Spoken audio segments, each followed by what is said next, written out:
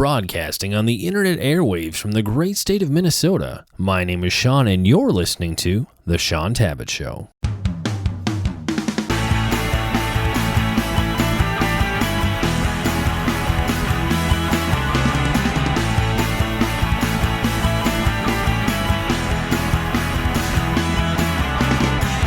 Today, my special guest is Daryl Boyer, and we're talking about his new album, which is titled The Cleansing, A New Creation, A New Identity, A Brand New Day. Daryl, welcome to the show. Hey, glad to be here. Well, first off, let's help the audience get to know you a bit better. If I ran into you in a coffee shop and asked you to tell me who you are and what are you all about, how would you respond?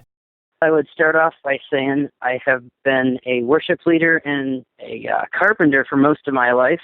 Recently, kind of shifting gears into a lot more evangelism and worship.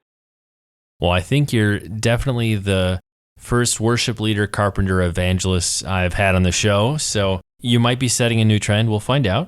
Let's get a bit into your family. First, would love to hear a bit about where did you grow up? What's your church background? And then from there, transition into, are you married? Do you have kids? Tell us a bit about your family life. I was actually raised in Jackson, Michigan, probably most of my life out there. About 8 years ago, I married a gal by the name of Stephanie. We have 3 kids now. We moved out to Ocean City, New Jersey. We're actually on an island, so that's kind of pretty, kind of nice. So I took a job as a worship director when I got out here and transitioned to a couple other churches shortly after that one. But I guess kind of bringing it up to date, I just felt led to write this new worship album and kind of take another turn towards stepping out and getting away from the church and getting out and preaching a bit on my own. And it's kind of what led me up to launching Daryl Boyer Ministries, which I guess was about February that we decided to step out and do that. We kind of had a background in the Assembly of God Church in the past, both my wife and I, and had kind of moved on when we moved out this way to more of a non-denominational, mainstream type church.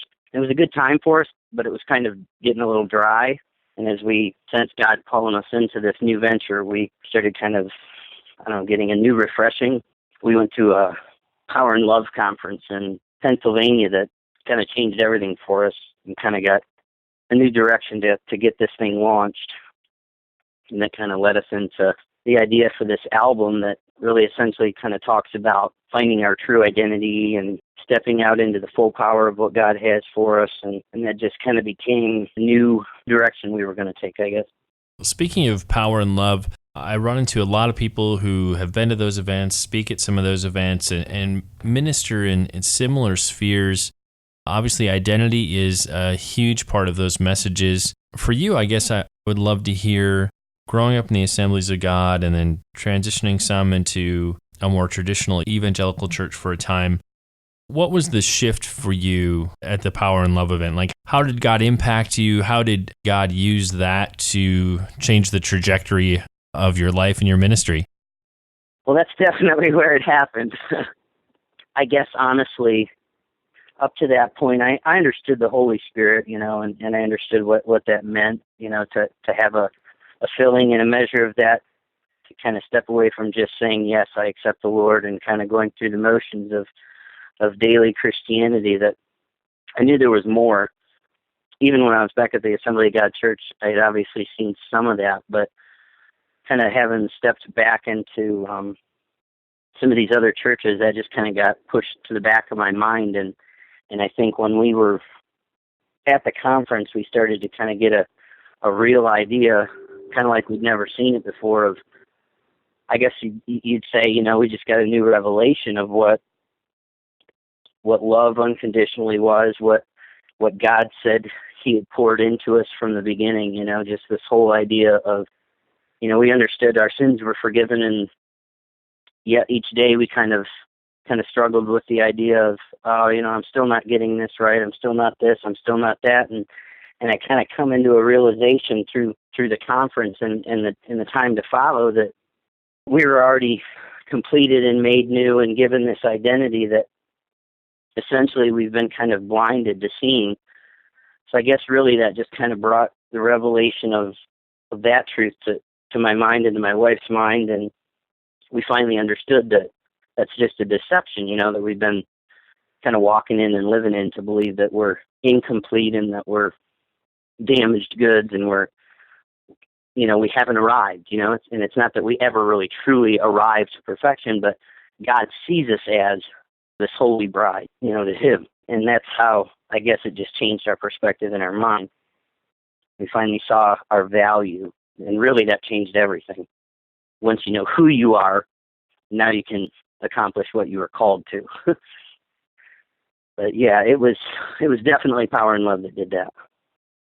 It's always fascinating to hear how an individual or a couple is impacted at any kind of a ministry event like Power and Love, because each of us have our own unique story, and God's working on us in a special way.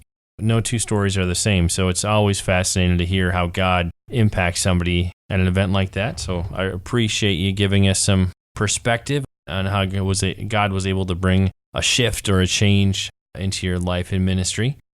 I know that The Cleansing isn't your first album. Just looking around a bit, you've been in music for quite some time, so would just love to get some perspective.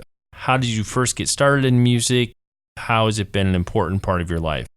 I always loved music, even when I was a young kid. I guess I got my first guitar, I think I was 12. Got some used guitar I found in the newspaper for like $75 or something, and kind of drove my parents nuts for a while with that. I wasn't very good for probably the first 2 years, but I kind of started getting the hang of it, and I guess it was, maybe my junior or senior year, I really started diving into putting bands together, and I guess we started playing what everybody was playing, the covers of stuff on the radio, and I kind of quickly realized, having been a kid in the youth group, that was kind of unfulfilling, and that I got an invite to start playing with some worship teams, and that was kind of where that shift musically changed for me. Once I got into the worship, I knew that there was really no other place I'd rather use, my talents.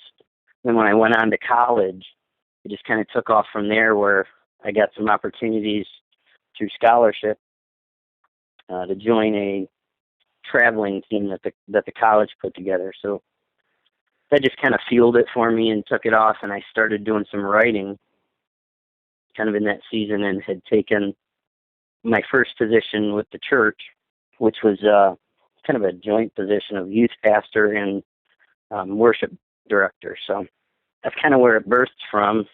And I guess it's probably the next 6 or 7 years, I did 2 albums. It's pretty hard to find copies of those at this point, but those were my first few. And then I guess it was in 2012 I released an album called Armistice, which was kind of Christian rock, but not so much the worship album that we've kind of led up to with this last one. I guess that's kind of the background in a nutshell.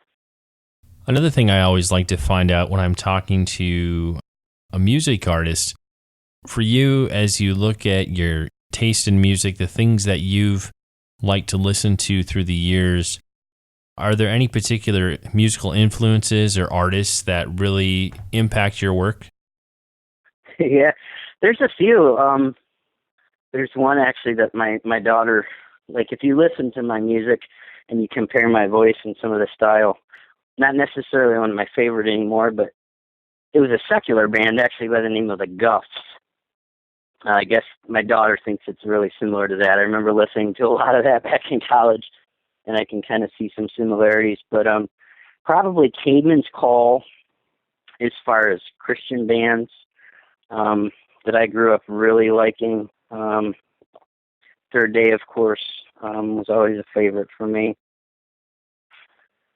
I've always been into Hillsong and Jeremy Camp and Jeremy Riddles, and I imagine that you can probably find a few things in my music that's similar to some of those. So those are probably my biggest ones.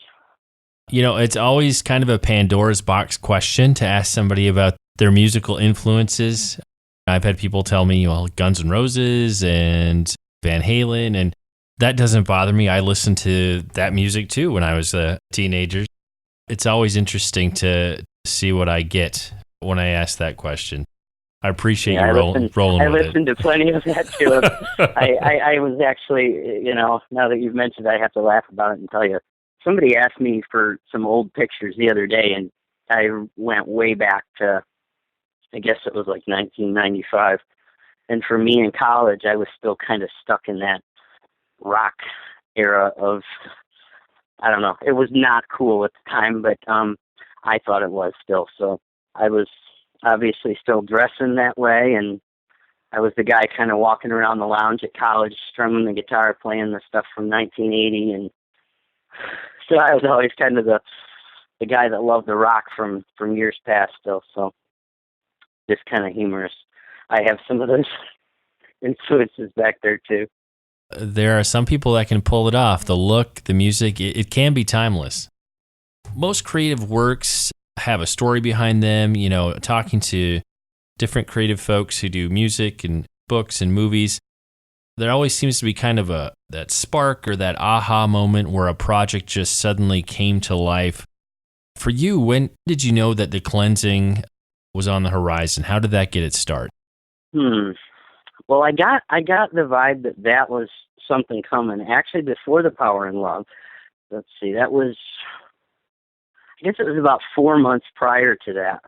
And I really didn't, I knew that I wanted to write a worship album. That's just kind of the leading I had in my heart. I didn't have any idea how I was going to pull it off or pay for it or anything like that. Just kind of looking around, I knew it was going to be a big undertaking.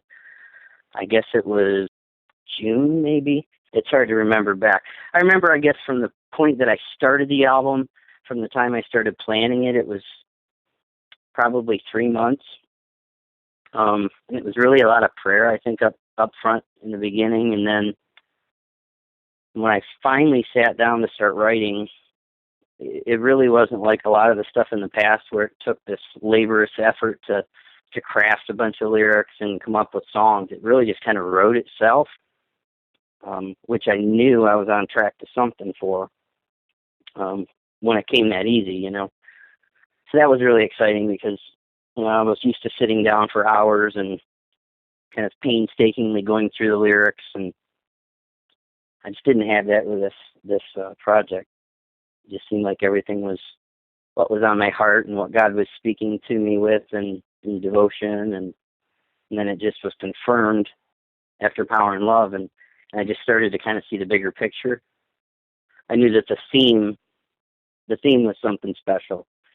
I knew that, there was really something to the fact that God wanted to bring us all through this process, of not just only coming to know Him in this relationship, but coming to know it fully, what it meant, what it stood for, to really truly lay it all down, to really truly cleanse everything. Not that, it was by our works to do that, but just by allowing it to happen. So I guess it's just, the revelation of what I have received over the last year has just been poured into this, I guess. So, kind of where it comes from. And it'd be so great if every time we pursue something creatively, if we could just get that download from God and it would go fast. And, I was talking to an author yesterday and she just told me how a recent project she was working on, it's like, man, God was giving her a direct download and it just came together super fast. And I was like, I wish every author had that. Think of how many more books we could publish, or think of how many more songs you could write if everything just came together quickly. And sometimes it does and sometimes it doesn't. You kind of gave me a good lead into my next question. I would love you to just give a little bit more commentary on the significance behind the album title, and you gave us a little bit of that already. But one of the things that I thought was unique is you have a sort of subtitle for the album. Obviously, I see that a lot in the publishing industry. I work with books every day, but I don't always see that on an album. So just would love for you to comment on the title and then why the subtitle and what's the significance there. Absolutely. Well, again, my idea when I came up with the original title was just taking a deeper kind of, when you think of like baptism and people think, it's interesting how few people really truly understand what baptism is all about. The whole idea of kind of dying and being born to this new life symbolically before the world and before God. Even people kind of are still learning a little bit about what that is, and to take that further from that point and saying that the idea of the cleansing was, the idea of the word, the water, and the fire, that God cleanses us with, all symbolically throughout the Bible. So it started there, and I just felt like, I wanted to say more, I guess, because when I originally came up with the title in that first title track, I hadn't finished, I guess, getting my download from the Lord, I guess, for lack of a better description. So as I continued to get more understanding of what it was that he was having me do, it just felt like I needed to expand that and talk about what it meant to be that new creation, what it meant to have a new identity, and that we're not a sum of our past mistakes, we're what he said we are from the day that he died. We received that then, but unfortunately, it takes us time to get that understanding, and being that now I have that understanding, I wanted other people to get it as well and understand that this is the brand new day. You've received it. You've been made a new creation. You have a new identity. You have a new name. This is who you are. Now that you know who you are, now you can go through life as you were intended. Now you can be, an impact. Now you can make an impact. Now you can manifest who God is in you. So that was where the second half of the title came in. Thinking of the tracks on the album, for you, is there one or two songs that really kind of set the tone, set the pace for everything else?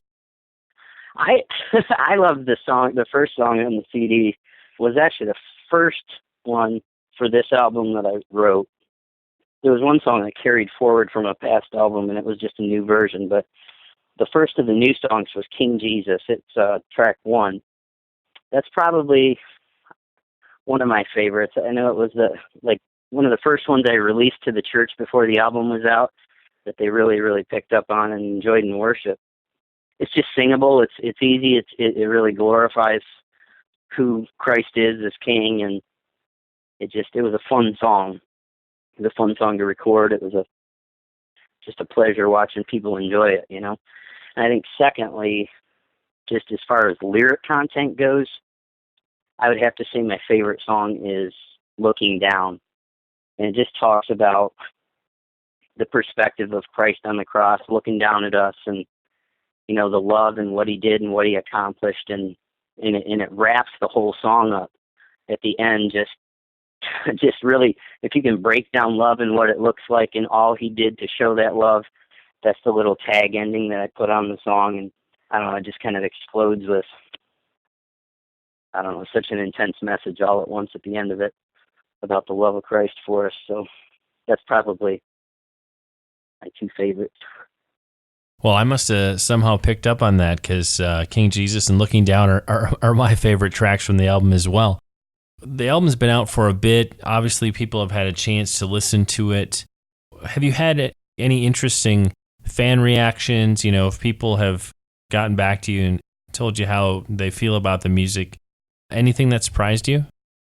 I got a lot of good feedback, which was good to hear. I was hoping for that. I didn't get anything that was like strange or shocking that I can remember anyway. I think, as being the typical critical artist, because I could still go back at looking at it from the perspective of, this is artwork, this is something I created, and I could probably pick it apart all day long, but it's funny because as much as I'm inclined to do that, everybody has been really uplifting with remarks and comments about the project as a whole, and certainly the content they've all been really, really blessed by, from what I'm hearing. So that's always encouraging. Yes, when everybody's response is it's all good, that is always an encouraging thing. And, that's the struggle that every creative person has, whether you write, whether you're doing music, whether you're producing podcasts like I do. It's that creator's dilemma of you always know when it's not perfect. Nobody else is going to notice, be like, oh, the timing on how I edited that wasn't, it's just a hair off. And sometimes you just got to let God give you some grace for yourself and take the praise and move ahead with life. For you, as you think of the album going out, more people encountering your music, what's your prayer for the cleansing? How do you hope the listeners are impacted by the music? How would you like to see the Spirit moving in their lives as they're listening to your songs? I just see this as kind of being one of those albums where it's a worship album, but it's also kind of just, it's regular rock music too in some ways. So I think that I kind of have an angle maybe approaching some of the people that aren't used to like the typical worship stuff, maybe that think it's a little bit more mainstream. I guess maybe a non-threatening kind of a thing for them to pick up and maybe get interested in. It seems like I've already kind of seen some of that where it's blessing people that understand it already and understand their relationship with the Lord and that enjoy worship music, but it's also like impacting that other area of the crowd that honestly didn't originally intend it to be written for, but it's just been one of those like hidden blessings, where it's like I'd wanted it to reach everybody, but I'm really starting to see where it's more impacting to maybe a new believer or somebody that doesn't necessarily have a relationship yet. And that's really kind of where I hope to see it hit, actually. So I'm hoping that, within the church, as far as this goes, that, it'll just further be a springboard for me to maybe get in the door and kind of break down what it means a little bit more and just see where it goes. We're kind of wide open at this point and certainly don't have any real big plans of our own as to what we want to profess that it is or isn't. We're just kind of letting God walk us through this because it's kind of new for us. So, beyond the music, obviously you've mentioned Daryl Boyer Ministries. We talked about how you had kind of a springboard at a Power and Love event. What do you see ahead of you ministry-wise? I guess I'd be curious to hear, where do you see God having you going in the next 6 to 12 months? Well, we're really trusting God for some openings with some doors to just share in our heart. I think ultimately we have the biggest thing on our hearts right now, and the biggest thing that we see God pushing us towards still is to try to kind of get into some of the church settings where they're kind of asleep with some of the truth and the knowledge of where I think anybody in the times that we're living in needs to be kind of awoken to. I just feel like that's kind of where our calling is geared towards. So I'm hoping for opportunities to get into some of those churches and just kind of help to wake people up to what the Spirit's doing, who the Spirit really is, because I think people's understanding of the Holy Spirit living in them and what that really looks like and means and who, again, that we've been created to be and what we've been created to walk in. I feel like people are really kind of missing it, and that's just where our heart's at. And I think that the fact that that's on our hearts is kind of an indication that's where we're going to continue to head. But that's where we're hoping we're going. Well, Daryl, if the listeners are interested in picking up a copy of the new album, interested in finding out more about you online, where are some of the places they should go to find you on the web? Just the website's really easy. It's just my first and last name, DarylBoyer.com, DarylBoyer. Of course, we're on Facebook under both my name and under Daryl Boyer Ministries. We got a Twitter account. It's just at Daryl_Boyer. Of course, we're on iTunes and a lot of the regular music distribution stuff like Amazon and whatnot. So pretty much you type it in and it should come up and lead you somewhere. So. All right. Well, I'll be sure to include links in the show notes for this episode so folks can just click right on through to find Daryl's website, his social media information, and pick up a copy of the album. You'll be able to find all of that at ShaunTabatt.com. If you don't see it on the front page, just search for Daryl Boyer and you'll be able to find the show notes for this episode. It's time to bring this episode of the Shaun Tabatt Show to a close. Many thanks for being part of my conversation today with Daryl Boyer about his new album, The Cleansing. If you'd like to connect with Daryl, you can follow him on Twitter, where he goes by the handle at Daryl_Boyer. And you can also find more on Daryl's website, which is available at DarylBoyer.com. Daryl, just want to say thanks so much for sharing with us today. It's been a great pleasure speaking with you. Thanks, Shaun. It's been good being here. And that's all for this episode of the Shaun Tabatt Show. If you have a question, comment, or suggestion, you can connect with me via email using show@shauntabatt.com. Be sure to follow me on Twitter, where I go by the Twitter handle @stabatt. And if you enjoy the show, head on over to iTunes and leave us a review. Until next time, this is your host, Shaun Tabatt, signing off.